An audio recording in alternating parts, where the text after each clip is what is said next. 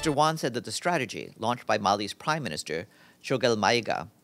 articulates a comprehensive approach to Arabado, Dunia Keleya Tomba Nations Unies aka kalo saba bataki la bo min be tali kɛ bunadamaden josariyaw lagosili ko kan n'a bɛ wele ko les violations des droits de l'homme k'a daminɛ octobre kalo fo ka se décembre kalo san 2022 ma a yirala o sen fɛ k'a fɔ ko lakanabaliya ko dɔ de bɛ ka fara o kan min hakɛ juguyara ka tɛmɛ san tɛmɛlenw kan baw maa minnu bɛɛ lajɛlen fagara san 2022 la o maa hakɛ o ye mɔgɔ 1200 ani mɔgɔ 77 ye kɛmɛdonya o kɛmɛdonya ko dɔ farala hakɛ kan ni 54 ye san 2021 mɔgɔ 500 ni mɔgɔ 84 olu de fagara i n'a fɔ Dunia Keleya Tomba Nations Unies ka ni bataki kɔnɔ kuma b'a lase cogo min na bataki kelen in kɔnɔ fɛnɛ a yirala k'a fɔ ko mɔgɔ 2000 ani mɔgɔ 1 de bɛ yen minnu bɛɛ lajɛlen ye karogɛlɛya ani dangarili walew sɔrɔ nin waati kelen ninnu kɔnɔ ka fara mɔgɔ 700 ani mɔgɔ 70 kura kan minnu bɛɛ lajɛlen wele kura walima u tununa o waati kelen kɔnɔ jɛkulu maramafɛntigiw bolongɔni silen bɛ olu de ma ka ɲɛsin ni karogɛlɛya wale fanba ma